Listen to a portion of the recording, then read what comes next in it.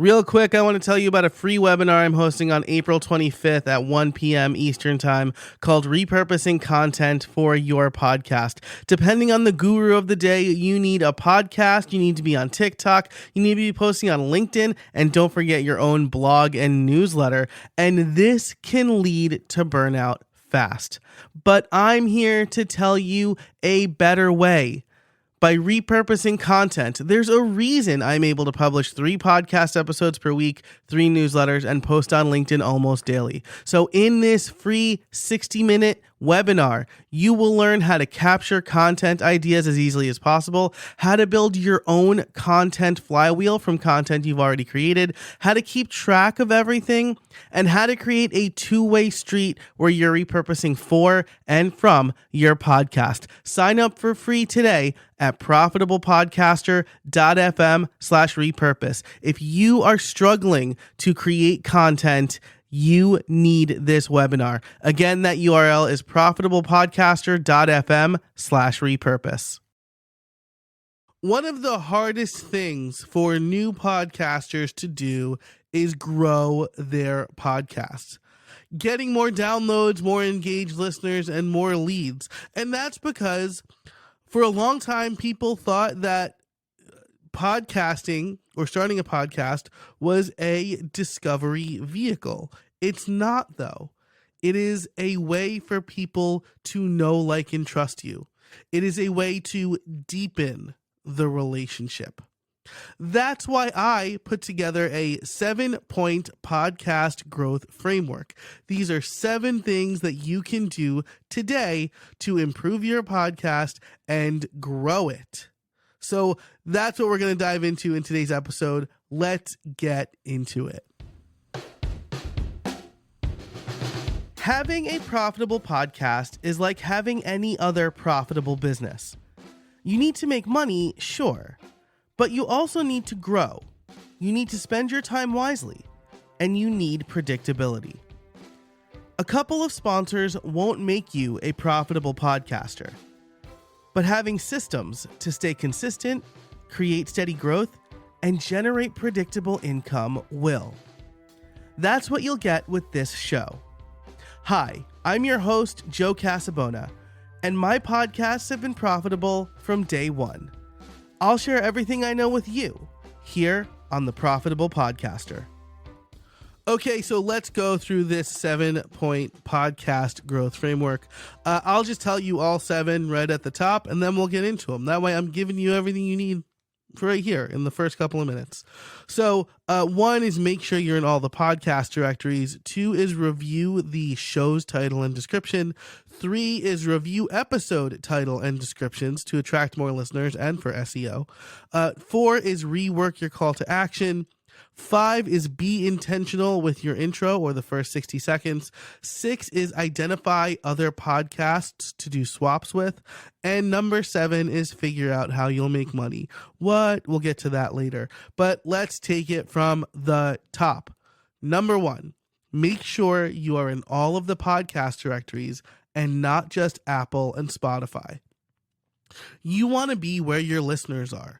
As I record this, YouTube is actually fighting for the number 3 spot, and it's in really good contention. Some stats point to 33 or 35% of American adults discovering podcasts on YouTube.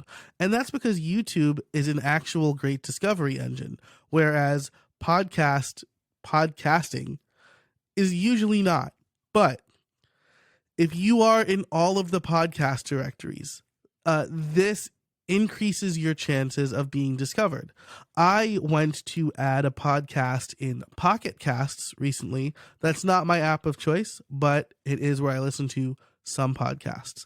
So I went to add a podcast in Pocket Casts, and it wasn't there, but it was in Overcasts. Pocket Casts is a very popular cross-platform listening app. So that podcast could be losing listeners because it's not found in Pocket Casts. This goes the same for any like Spotify exclusive show. And a lot of news is coming out lately that maybe these exclusive shows were not the best investment for Spotify. So the big takeaway here, make sure you are in every directory. I will try to remember to include in the show notes a list of all of the directories, or I'll put together something for Podcast Liftoff. But there's a lot. On Buzzsprout, they have like a whole bunch that you can submit to. I usually just use that list, but I make sure that they are everywhere. Number 2, check your show's title and description to attract more listeners. You want to make sure that your title is relevant and clear. You don't want to call your podcast the Joe Casabona Show because, well, you're not Joe Casabona. Maybe you are. If you're another Joe Casabona listening to this podcast, let me know. At profitablepodcaster.fm/feedback. But you don't want to call it your name because most people probably don't know who you are, right? You're not Joe Rogan. You're not other people who have named their podcast after them. Tim Ferriss. So you want to present the value proposition, the reason that people should listen, right in the title. The same thing goes for the description. Make sure that is well crafted, 2 to 3 sentences that tell people what they're going to get, what's in it for me. Use your keywords, right? So anything that you want to common terms that people are searching for. So for me, it's podcast, monetize should be in the description of my podcast, of this podcast. So you want to tell them what's in it for me. Why should they listen right now? Number 3, check episode titles and descriptions to attract more listeners and for SEO. Don't just, this is like a hill I'm willing to die on. Don't just make it episode number : guest name, right? Or episode number : generic topic, right? Like episode 307 : automation or growth. What does that mean, right? That's meaningless to most people. The episode number is taking up precious space. Most apps add the episode number anyway. That's boring. It doesn't give people a reason to listen. Like, I mean, unless you do have, like if you're a Yankee podcast and you have Aaron Judge, maybe you just say interview with Aaron Judge. Maybe that's good enough to get people to listen. But most of the time it's going, especially for like a mini podcast, it's going to want to be actionable advice, right? So as I record this, it's just called 7 Points to Podcast Growth, but it's probably going to be called How to Grow Your Podcast with My 7 Points Framework, something like that. And that's the how to grow. Oh, I want that. Oh, there's a clear path to that, right? It's the, oh, yes. Like those are the emotions that you want people to feel in your episode title names. Okay, so that's number 3. Descriptions too, right? Don't just be like, in this episode, blah, blah, talks to blah, blah, right? It should be like, similar to the cold open to this show, right? Like, hey, growing a podcast is hard. I'm going to give you something today that makes it easier. All right, number 4, review your call to action. This is another thing I've talked about a lot on this show. What's the one action you want your listeners to take? And are you putting it at the beginning of your show as well as the end, right?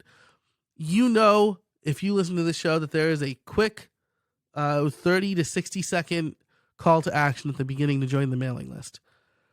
That call to action does pretty well for me because you're listening, you're in it, it's relevant. You're not going to skip it. But by the end, after I say that's it for this episode, maybe you've banged out already, right? Maybe you're gone and you don't hear me say get all the show notes at whatever. So you want to make sure you're capturing your entire audience, and the only way that's going to happen is if you put the call to action at the beginning. As far as what the call to action should be, I think it should be join your mailing list. I think this is the best way to grow your mailing list, directly capture that audience. The mailing list could be like a circular promotion for the podcast, right? Because maybe people aren't listening to every episode. But if they're on your mailing list, now you're at least putting it in 2 spots for them, in their app and in the mailing list. I listen to Cortex, great podcast, strongly recommend it. I usually see it come in my email first because I check my app a couple times a day, but my email is always open. So I usually see it in my email first, and I think, oh, well, I know what I'm listening to next now. So it could definitely be circular, but I think your call to action should be join the mailing list. Think about what you want your audience to do most and make that your call to action. Number 5, think about the first 60 seconds. What are you doing to hook the listener? What are you doing to let them know what they'll get from your show? Unlike YouTube, where you don't need the long intro, you want to get right to the point as quickly as possible because keeping people engaged on YouTube is a nightmare, right? But in a podcast, maybe someone has stumbled across your episode because they were enticed by the title, but they don't really know what you're all about. So I recommend you doing something similar to what I do on this show. A cold open that tells you what you're going to get from this episode, and then a short intro, right? So, hey, here's the problem. Here's the solution in this episode. Let's get to it. Then a little bit about the show and your mission, and then dive right into the episode. That's what I recommend. You have 30 to 60 seconds to hook somebody. They are not going to listen past that. And now I know what you're thinking. What about the pre-roll call to action thing? That's fine. People will skip that or they won't. But the first actual 60 seconds of content should hook the listener. Number 6. This is the big one, right? Everything before this was optimization. Optimizing your content, optimizing for search engines, optimizing for attention. Number 6 is podcast swaps. I have an entire episode on podcast swaps. You can find the whole back catalog at profitablepodcaster.fm. I probably talk about it a couple of times. But you want to identify, let's say, 10 other podcasts that you can work with. Go to your show in Apple Podcasts and see what's recommended underneath. Go to Podchaser and see what similar podcasts are listed there. Reach out, go to the Tink Media database that I talk about in that episode. I'll link that one in the show notes. It's going to be at profitablepodcaster.fm/308.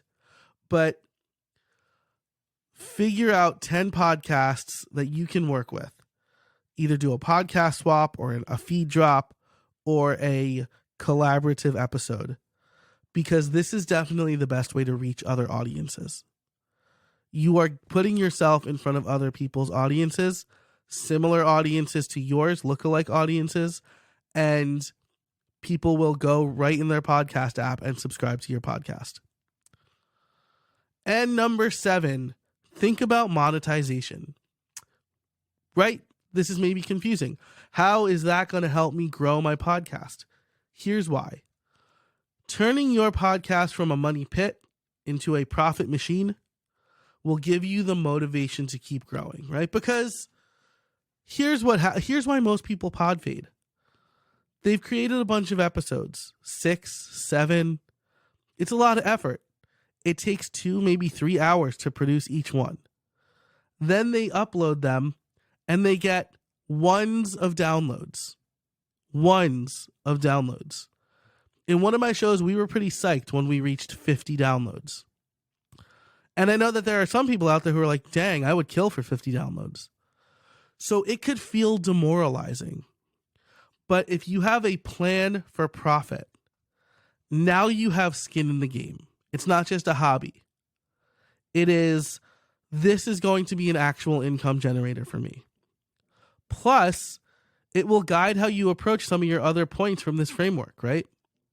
If you were a bike, this is the one I always go to for some reason, but if you're a bicycle shop and you teach people how to repair bikes, then maybe your call to action is join my bicycle repair tips or my bicycle maintenance tips newsletter. Or maybe you're just, hey, if you like this podcast, you'll love our bicycle repair course. It's a library of videos for whatever happens to your bicycle. And so it will guide how you approach some of these other points. If you have a monetization strategy that is sponsorships, memberships, or selling your own product, your own digital product, then you'll think about, how should I describe this? What should I cover in this episode, and how should I title it? It's going to guide the rest. And everything else we talked about here will help you grow your podcast. So once again, that list, make sure you're in all the podcast directories. Check your show's title and description to make sure they are relevant and encourage people to listen right now. What's in it for me? Answer that question.